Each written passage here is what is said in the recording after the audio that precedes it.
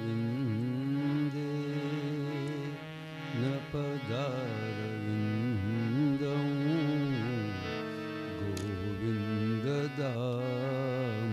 गोविन्ददामोदर माधवेति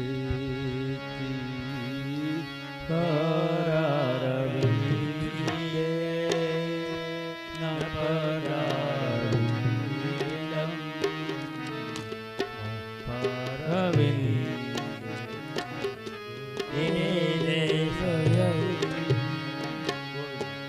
वटस्य पत्रस्य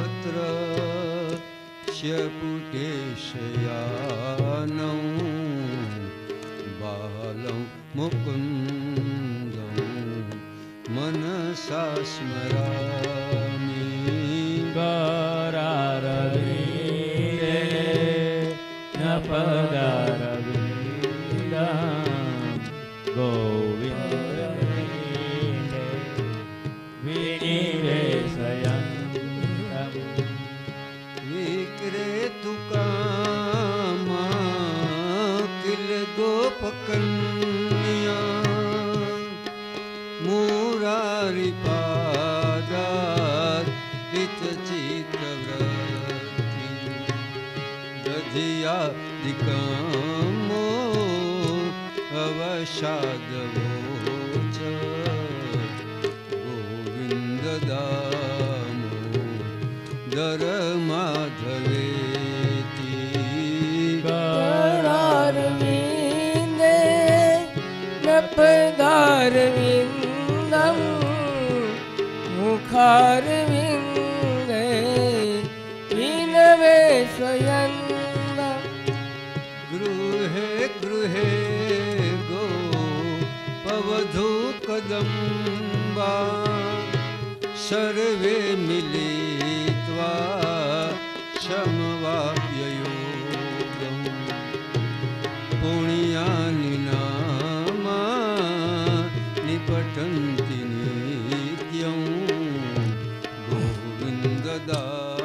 गोविन्ददामोदर माधवेति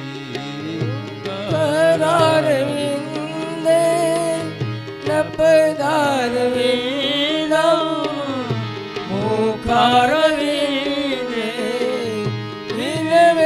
विनिवेशयन्तं सुखावसाने इदमेव सारं दुःखावसाने इदमेव ज्ञेयं देहावसाने इदमेव जाप्यं गोविन्ददामोदर माधवेति करारविन्दे न पदारविन्दं मुखारविन्दे विनिवेशयन्तं जिह्वे पिबस्वा मृतमेतदेव नामानि कृष्णस्य मनोहराणि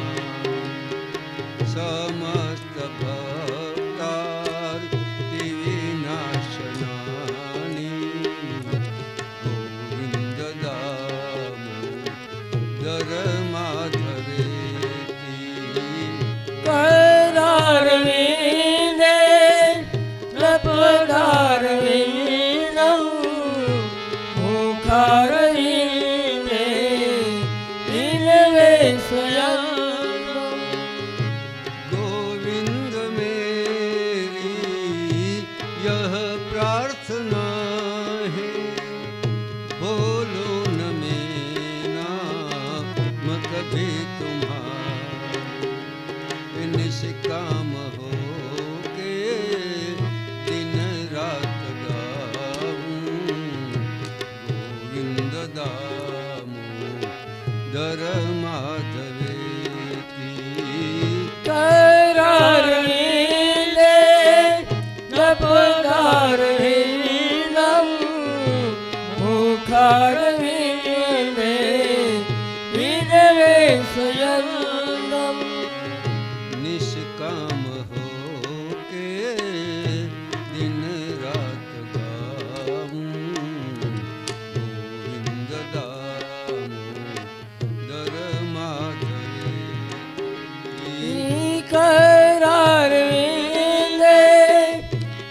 पदारविन्दं मुखारविन्दे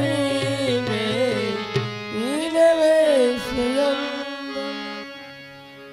प्रभु नंद कुमारो में स्वामिनी वृषभानुजा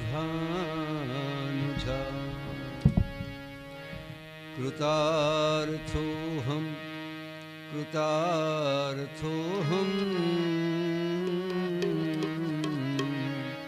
कृतार्थोऽहं न संशयः नारायणं नमस्कृत्यं नरं चैव नरोत्तमं देवीं सरस्वतीं व्यासो ततो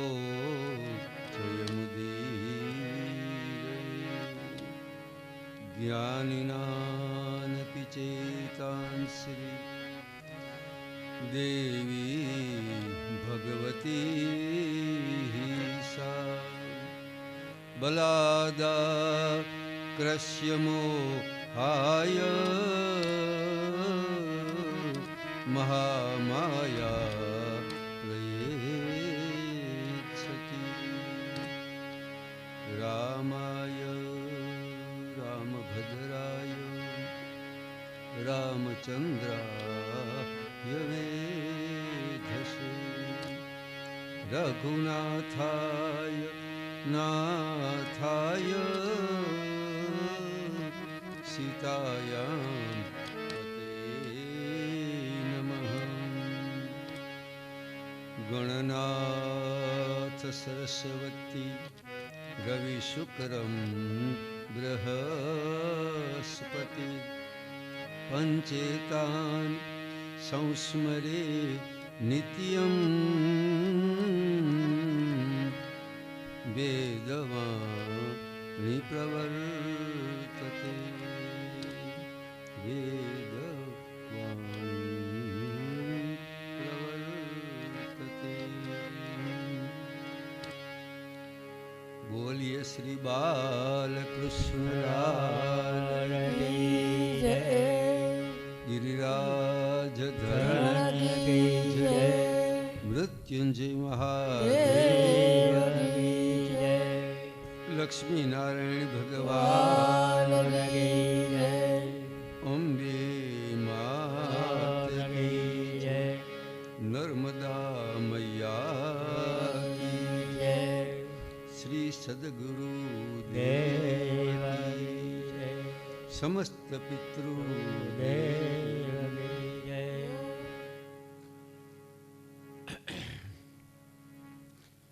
राधा राधा कृष्ण राधा राधा राधा कृष्ण राधा राधा राधा कृष्ण राधा राधा राधा कृष्ण राधा राधा कृष्ण राधा राधा कृष्ण राधा राधा कृष्ण राधा राधा राधा कृष्ण राधा राधा कृष्ण राधा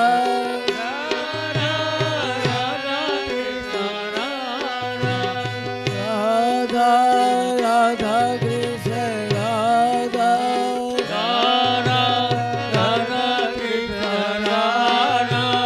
राधा राधा कृष्ण राधा राधा राधा कृष्ण राधा राधा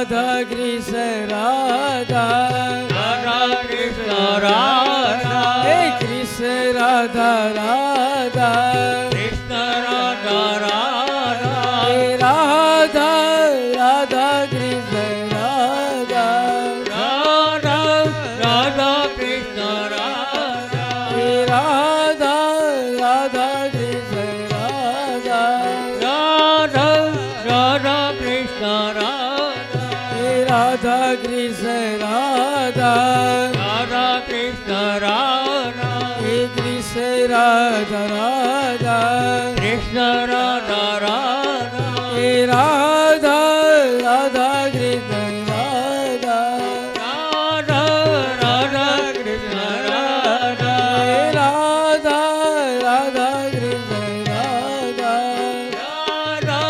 રાધા કૃષ્ણ રાધા હે રાધા કૃષ્ણ રાધા રાધા કૃષ્ણ રાધા હે રાધા કૃષ્ણ રાધા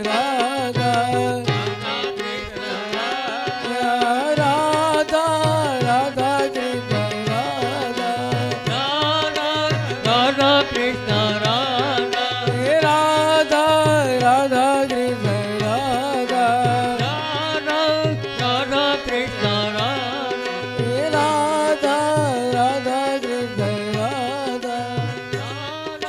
રાધા કૃષ્ણ રાધા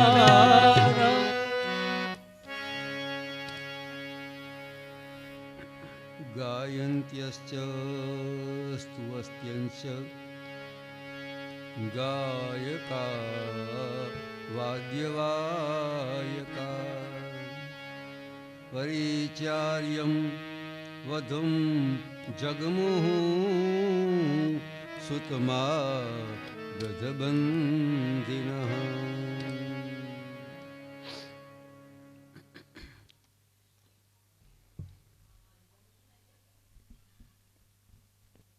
સુખદેવજી મહારાજ પરીક્ષિત રાજાની પાસે શ્રીમદ ભાગવત ની જે કથા અમૃત કરતાં પણ અધિક કલ્યાણ કરનારા રહેલા છે, જેમાં 10મો સ્કંધ જે સમગ્ર શ્રીમદ ભાગવતનું હૃદય એવું કહેવાય છે. એક બાજુ 10મો સ્કંદ, એક બાજુ બાકીના 11 સ્કંદ.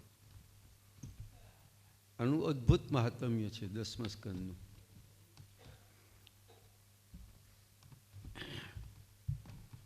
શ્રીમદ ભાગવતનું 10મો સ્કંદ છે,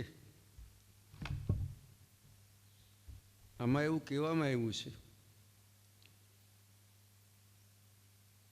કદાચ કંઈ ન થઈ શકે તો માત્ર શ્રીમદ ભાગવતના 10મા સ્કંધનો એકનો જ જો પાઠ કરવામાં આવે તો સમગ્ર ભાગવતનું પુણ્ય પ્રાપ્ત થાય છે.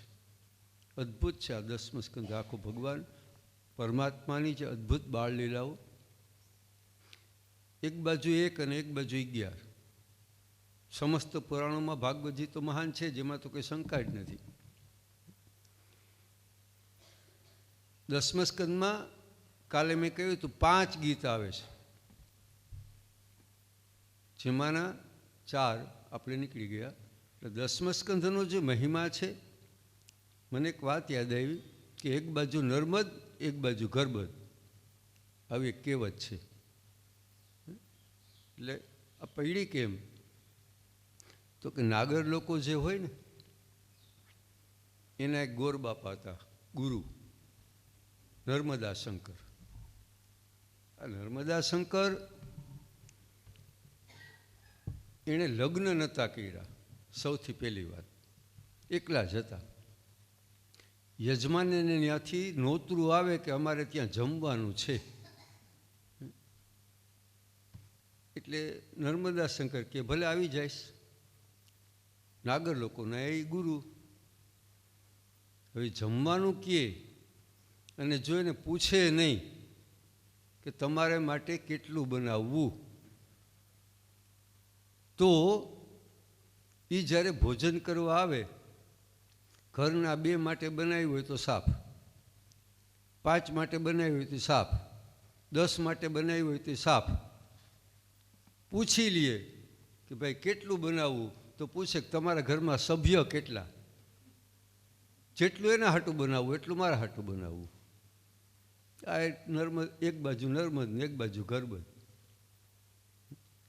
એટલે નર્મદા શંકરનું આ એટલે એક બાજુ 10મા સ્કંદ ને એક બાજુ બાકીના સ્કંદ. અદ્ભુત લીલાઓ છે આની. પરમાત્મા રૂક્ષ્મણીજીનું હરણ કરી દ્વારકા પધાર્યા અને ત્યાં જ્યારે આપણે ધામધૂમથી ગઈકાલે રાત્રે અહીં વિવાહ કર્યા ને, આમાં સ્પષ્ટ લખ્યું છે ગાયંત્યસ્ય સ્તુવંતસ્ય ગાયકા વાદિકા. દ્વારકાની અંદર મોટા વિશાળ મંડપો બનાવી સમગ્ર દ્વારકાના પ્રજાજનોને સાથે રાખી અને ત્યાં એનું પાણી ગ્રહણ કર્યું. આપણી એક પરંપરા એવી છે કે લોકવાયકા છે, સાચું ખોટું ભગવાન જાણે, મને ખબર નથી. આમાં એમ લખ્યું છે કે દ્વારકામાં આવીને લગ્ન કર્યા, પણ પરંપરામાં આપણે માધુપુરની અંદર પરમાત્માના રૂક્ષ્મણીજીની સાથે વિવાહ થયા એવું કહેવાય છે. આ બધી પરંપરાઓ છે ભાઈ. પરંપરાઓનું કાંઈ નક્કી ન હોય, સાચું શું ખોટું શું કાંઈ નક્કી જ ન હોય.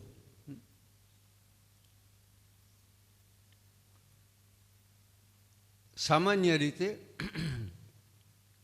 પરંપરાઓ એટલી હદે રૂઢ થઈ ગઈ છે જેને રિવાજ એવા નામ પડી ગયા. જોકે થોડીક સરસ ચૂક ભલે થઈ હોય, પણ આપણા ભૂદેવોમાં તમામ જગ્યાએ મેં આ જોયું છે, લગ્નના જે 4 ફેરા ફરાય ને, 4, એ 4 ફેરા શેના છે? તો કે પેલો ધર્મનો, બીજો અર્થનો, ત્રીજો કામનો, ચોથો મોક્ષનો. 4 ફેરા ફરાય. તો જ્યારે એ ફેરા ફરાતા હોય ને ત્યારે ધર્મ, અર્થ અને કામ, આ 3 ફેરામાં કન્યા પેલા હોય.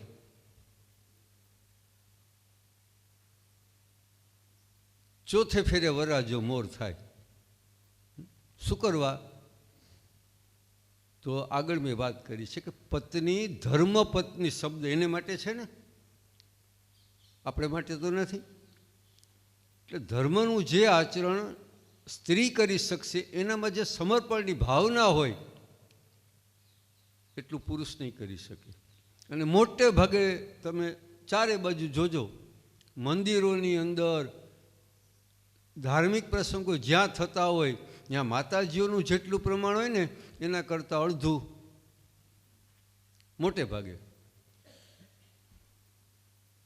એટલે પેલા 3 ફેરામાં પત્નીને આગળ રાખ્યા છે કે ભાઈ ધર્મ તમે જેવો પાડી શકશો, અમને તમે ધર્મને માર્ગે વાળી શકશો એટલે તમે મોર થાવ.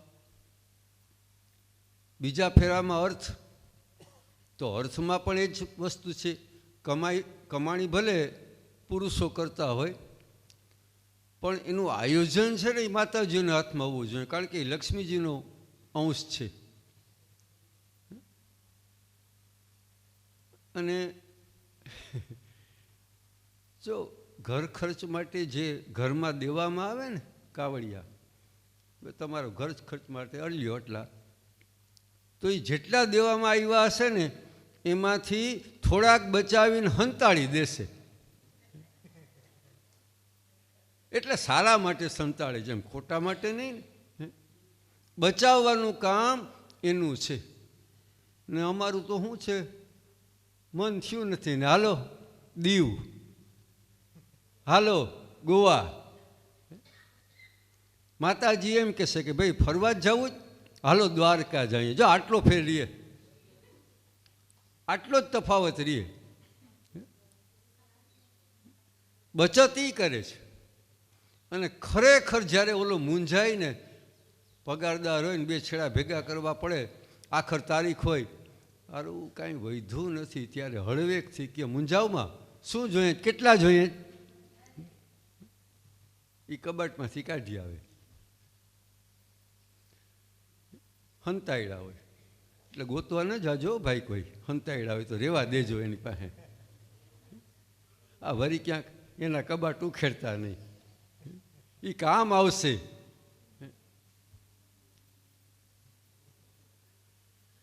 કામના, કામ એટલે એના ઘણા બધા અર્થ થાય છે અહીંયા, પણ આપણે એક સામાન્ય વાતમાં વાત પૂરી કરી દઉં કે ઘરે પ્રસંગ હોય ને મોટે ભાગે તો એ સમયે એનું જે આયોજન હોય એને પૂછીને જો આયોજન કરવામાં આવે, કારણ કે એને ઝીણી ઝીણી બાબતની એનું ધ્યાન હોય.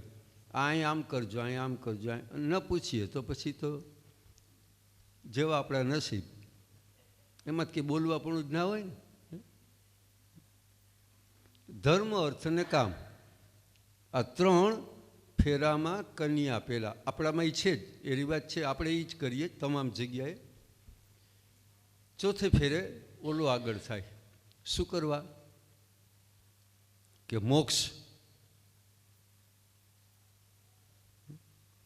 એમાં જે કષ્ટો હોય, આડા આવતા હોય, ત્યારે ઓલો આગળ થાય કે રહેવા દે, હું તને મોક્ષ અપાવી દઈશ. ત્રણ ફેરામાં વરાજો આગળ ને ચોથે ફેરે કરી. આ લોકાચાર છે. જોકે એમાં આપણે કોઈ વાંધો નથી. આ તો આમાં પ્રસંગ જે ભગવાનના લગ્નનો એના સંદર્ભમાં મેં આ વાત કરી. લોકાચાર હમણાં બોલ્યો ને, રિવાજ, પ્રથાઓ એટલી હદે લગ્નની જ વાત છે એટલે એના સંદર્ભમાં જ એક પ્રથા કહી દઉં કે ત્યાં જ્યારે વરકન્યા ફેરા ફરે ને તો ત્યાં પથ્થર રાખ્યો હોય. ત્યાં મોટે ભાગે એવી માન્યતાઓ છે કે ક્ષેત્રપાળ છે, ખેતરપાળ કહીએ એને, એટલે એને અબીલને ગલાને હારી પટ છાંટે મોટે ભાગે, કારણ કે પરંપરા છે. વાસ્તવિકતા શું છે? એ કોઈ ખેતરપાળ નથી. આપણા શાસ્ત્રોની અંદર આ લગ્ન વિધિની જે સમજણ આપી છે એમાં સ્પષ્ટ લખ્યું છે અસ્મક, એ પાણો જ છે, એ કોઈ ખેતરપાળ નથી. પણ ત્યાં પગ અડાડવાનો જે છે એની પછવાડે એક નાનકડું કારણ છે કે ફેરા ફરાઈ જાય ને પછી સપ્તપદી વંચાય છે. એટલે હવે તો બહુ એનું મહત્ત્વ નથી રહ્યું, કારણ કે ન વરરાજાને યાદ હોય ને કન્યાને યાદ હોય, એનું કંઈ ધ્યાન હોય નહીં જેના માટે વંચાય છે.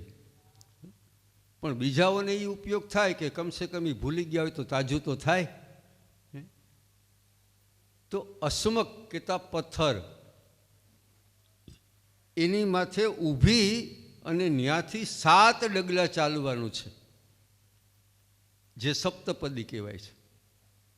એ કોઈ ખેતરપાળ બેતરપાળ નથી, પણ એક માન્યતાઓ છે. પછી અબીલને ગલાલને કરતા હોય એને કરવા દઈશ, ના નહીં પડું ભાઈ કરજો. 7 ડગલા અને 7 પ્રતિજ્ઞા, જેમાં કન્યા પહેલાં પ્રતિજ્ઞા લે છે, પણ એની સાથે વર પણ પ્રતિજ્ઞા લે છે. એટલે 7 પ્રતિજ્ઞા કન્યા લે છે, 7 પ્રતિજ્ઞા વર લે છે. અને સપ્તપદીમાં આ ધર્મ, અર્થ, કામ, મોક્ષના સંદર્ભમાં તમામ વસ્તુ આવી જાય. આપણને યાદ ન હોય, સ્વાભાવિક જ છે ને. આવું યાદ રાખીને કરવું શું, હેરાન થવું ને નકામું પાછું. પણ દ્વારકાની અંદર વિશાળ મંડપો બંધાવી અને જ્યારે વિવાહ વિધિ કરી, ગુરુ ગર્ગાચાર્ય, આ યાદવોના ગુરુ એ છે, રૂક્ષ્મણીજીનું પાણી ગ્રહણ ભગવાને જ્યારે કર્યું એ સમયે સુંદર વાજિંત્રોના નાદ થયા છે. સુંદર કીર્તનો ગવાયા છે, અનેક પ્રકારના દાન દેવાના છે. મુનાભાઈ કહેતા હતા ને, પહેલે શું કહેવાય ભાઈ? હા, એટલે દાન, લગ્ન વિધિનું મહત્વ જીવનમાં જો ઉતારશું ને ભાઈ, તો આપણા સંસારના મોટા ભાગના પ્રશ્ન હલ થઈ જશે. મોટા ભાગના. અને કેટલી સરસ વાત કરી. આ ભલે ગીત જેણે બનાવ્યું હોય, માતાજીઓ ગાતા જ હોય, ફેરા ફરે ને ત્યારે ચાલુ થઈ જાય. પહેલે મંગળ મીરા દાન દેવાય રે,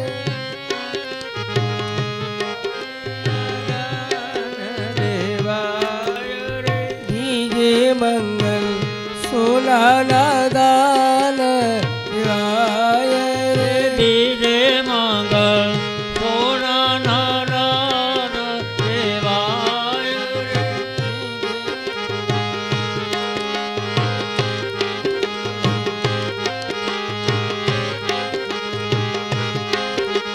ત્રીજે મંગળ વાયુના દાન દેવાય રે. હે ત્રીજે મંગલ ગાયોના દાન દેવાય રે, ચોથે મંગલ કન્યાના દાન દેવાય રે, ચોથે મંગલ કન્યાના દાન દેવાય. ચાર મંગળ ફેરા કયા છે આને. અને ખરેખર મંગળ ફેરા શાસ્ત્રોમાં એમ લખ્યું જ છે ને કે મંગળ ફેરા, ને એના ઉપરથી જ માતાજીઓએ આ સુંદર મજાનું ગીત. બહુ આનંદની વાત છે. ચારેય મંગળ ફેરામાં એક એક અલગ અલગ અલગ દાન દેવાય છે. ભાવાર્થો જે ઘણા બધા છે ને, આપણા જૂના ગીતની વાત કરું હવે.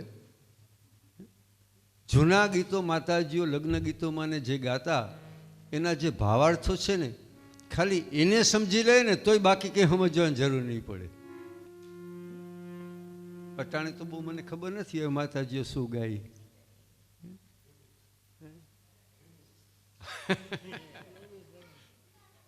સાચી વાત છે. ભગવાનના રૂક્ષ્મણીજીની સાથે જે વિવાહ થયા, ચાર મંગળ વર્તાણ, સુંદર મજાના વાજિંત્રો, ગીત, કીર્તન, અદ્ભુત, અને દાન દેવાના છે. એ લગ્ન વિધિ પૂરી થયા પછી દ્વારકામાં આ ઉત્સવ આપણે છે ને, ખાસ કરીને આપણા માટે એમ કહેવાય છે.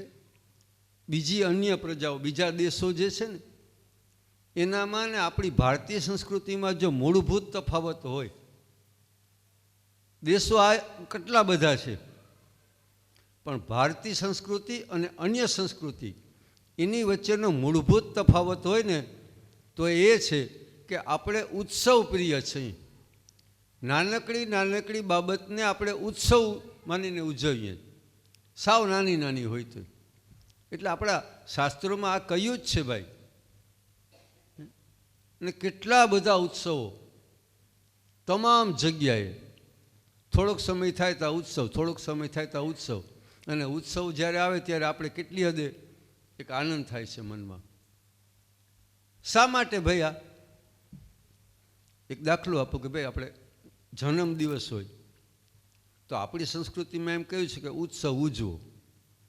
એટલે એ વાત પકડી રાખી, ઉત્સવ ઉજવવાની પકડી તો રાખી જ છે, બહુ ઝાઝો ફેર નથી કર્યો.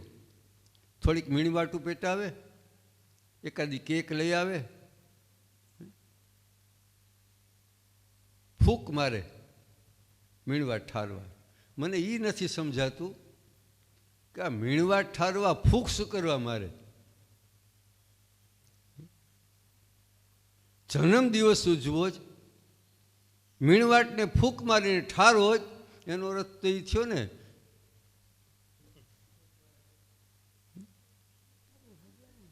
અરે ભાઈ, વિચારો તો ખરા, કાંઈક થોડુંક તો વિચાર કરો.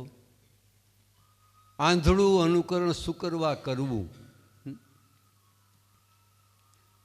ઉત્સવ કરો ને, પ્રેમથી કરો.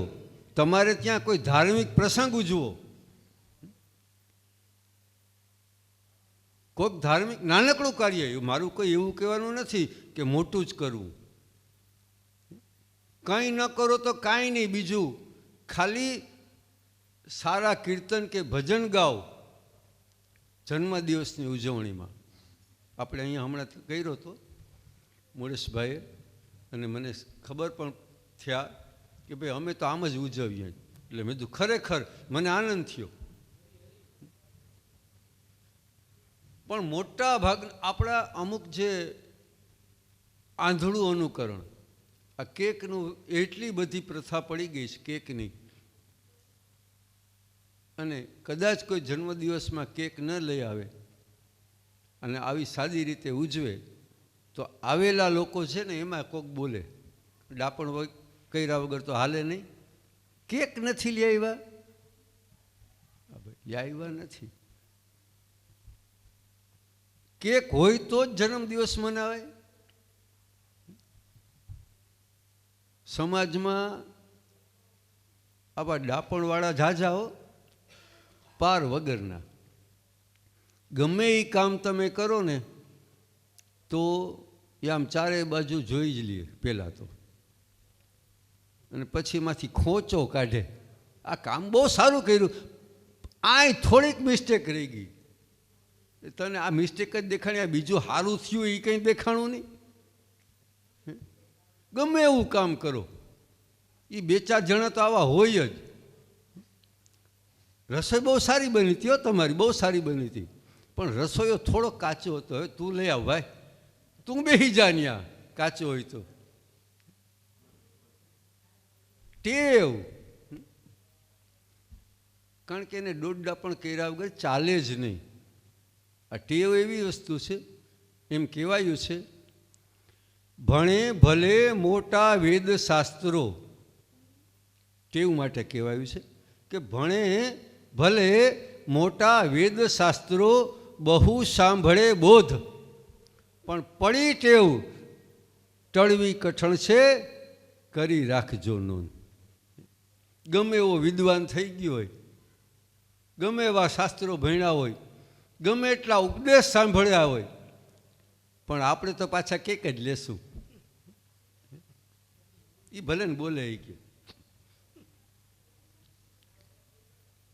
આપણી જે સંસ્કૃતિ છે ને એને આપણે જો જાળવી રાખશું ને ભાઈ, તો આપણી પ્રગતિ થશે.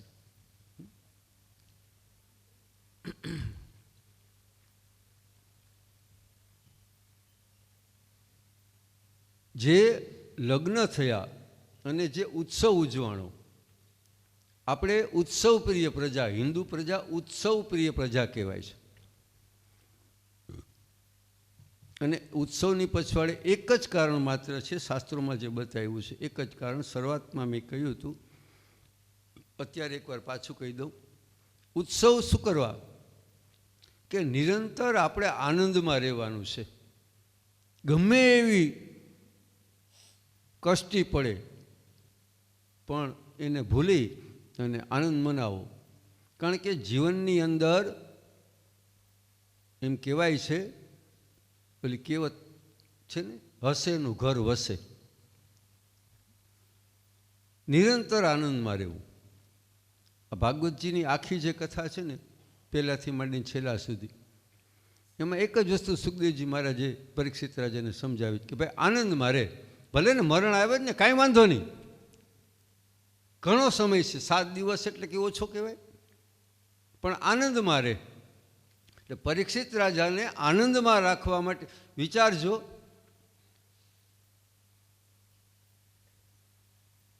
9 સ્કંધ સુધી ઘણી બધી જ્ઞાનની વાત કરી. હવે છેલ્લો દિવસ છે ત્યારે ભગવાનના વિવાહની વાત આવી છેલ્લે. અંતમાં આવ્યું ને. શા માટે? સુખદેવજી એમ કહે છે કે છેલ્લી ઘડીએ આનંદમાં રહેજો, અને હસતા હસતા જો મરણ થશે ને ભાઈ, ઓય માન ઓય બાપ કરવા કરતાય, તો જીવન તો સુધરું, મોત પણ સુધરી જશે. કારણ કે આમાં ચોખ્ખું બતાવ્યું છે ભરતજીના આખ્યાનમાં, અંતે યામતી સાગતી, મરણ સમયે જેવા વિચારો હોય એવો બીજો જન્મ થાય. હવે આવા મહાન યોગી ભરત, જેના નામ ઉપરથી આ ભરતખંડ કહેવાનો, એક હરણિયાનો સંગ થયો અને મરતા મરતા હરણ્યું હરણ્યું હરણ્યું એના મગજમાં એવું ગરી ગયું હતું, એને બીજો જન્મ હરણનો લેવો પડ્યો. એટલે સુખદેવજી કહે છે કે ભાઈ મૃત્યુ આવે ને તો હસતા રહ્યો, આનંદમાં રહ્યો, કાંઈ ચિંતા કરવાની જરૂર નથી. ગીતાજીમાં કહ્યું છે ને ભગવાને, ઝીણાની વસ્ત્ર, જૂના વસ્ત્ર થાય તો આપણે ઝડપથી બદલાવી નાખીએ, એમ આ દેહ, જીવ આ દેહમાં છૂટી અને બીજો જન્મ ધારણ કરે છે, તો પછી આની પછવાડે શોક કરવાનું કારણ જ કાંઈ નથી ને, બીજો જન્મ મળવાનો જ છે. કારણ કે આમે આ જીર્ણ થઈ ગયો.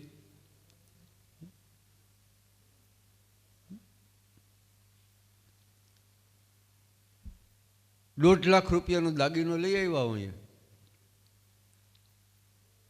પછી એની શરૂઆતમાં લઈ આવ્યા હોય ત્યારે કેટલો બધો આનંદ હોય. જેમ જેમ સમય વીતતો જાય ને દાગીનો જૂનો થતો જાય, પછી આપણને એટલો મોહ રહેતો નથી. તમારો બધાનો અનુભવ હશે. દાગીનો કિંમતી છે એની કોઈ ના નથી, પણ મારો મુદ્દો માત્ર એટલો જ છે કે આટલા કિંમતી વસ્તુ કોઈ પણ લીધી હોય પછી એનો મોહ નથી રહેતો. કારણ કે આ તો પરિવર્તનનું યુગ છે. એ 1.5 લાખનો હોય કે ગમે એટલાનો હોય, પણ નવા સમયમાં 15 વર્ષ પછી કે 20 વર્ષ પછી નવી ડિઝાઇન નીકળે એટલે ઓલો મૂકી દે કે હવે આમાં નથી મજા આવતી, આ બદલાવી લ્યો ને. આ આપણી માનસિકતા છે. તો સુખદેવજી મહારાજ જ બતાડે છે કે જો એ મોહ તમારો છૂટી જાય તો હવે આ દેહને પકડી રાખવાનો મોહ શું કરવા રાખો છો? આ આપણું તો આમાં કંઈ છે જ નહીં ને, દેહ આપણો છે જ નહીં. જીવ સાને કરે.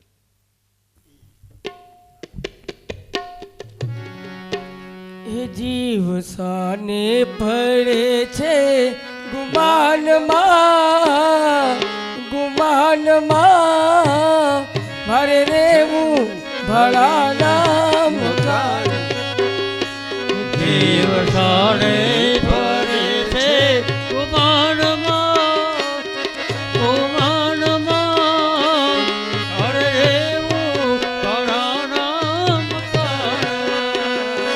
જીવ સાને પડે છે ગુમાનમાં, ગુમાનમાં મારે રેવું ભળાના મકાન. જીવ સાને પડે છે ગુમાનમાં, ગુમાનમાં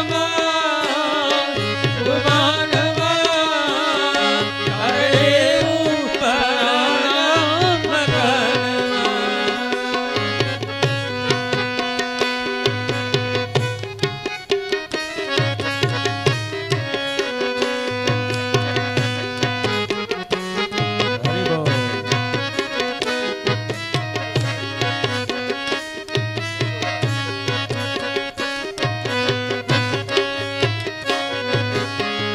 બંગલાને મોટરું હોય ભલે તારે,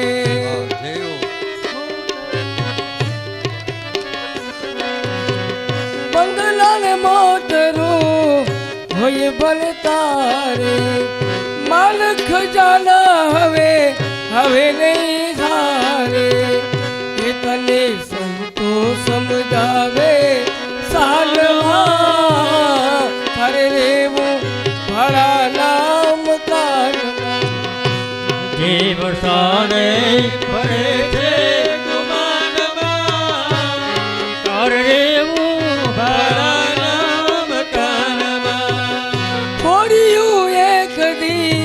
ખાલી કરવું પડશે. ખાલી કરવું પડશે. ખોડિયું એક દી ખાલી કરવું પડશે. ઘરના બધા તારી આ ભોગ મૂકી રડશે.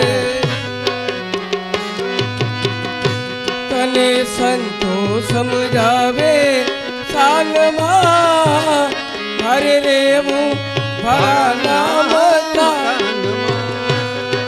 વરસાદે પડે છે વાનમાં, કરે એવું ભલા મકાનમાં.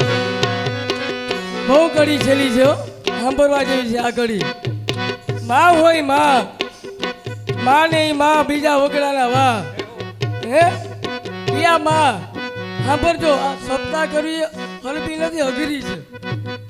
એમાં મા બાપના ફોટા તાંગે, એ ચમચી પાવા દીકરો આવ્યો ના હોય, ગુલાબના હાર પહેરાવે, પછી એમ કે અમારા મા બાપ. પેલો બાપ કે દીકરા કા ચાડો છે કે તારો વારો પેલા જ છે. એમાં શિવાજીએ કહી ગયો એ ભયા ભમાયું ગેલ ચાંદલો રે જીજાબાઈ ને આ યાદાર રે. જીજાબાઈ ને આ ધણલ ડુંગરા ડોલે આ શિવાજીને નીંદરું. એટલે માં કેવી વાત એમાં કહે પ્રભુ વાટ જોજે મારી રામ લક્ષ્મણ ની વાત રે. આ રામ લક્ષ્મણ ની વાત અત્યારે દીકરા નું કે અરે મોબાઈલ ને સિરિયલ જોવી રે. છેલ્લા હું કે સંત કહે પ્રભુ જેથી જાદી બળ હવે આવ્યા જવાના ઢોકળા. એ તને સંતો સમજાવે છે કાનમાં તારે રેવું પડાના મકાનમાં. એ જીવ સાને પડે છે ગુમાનમાં તારે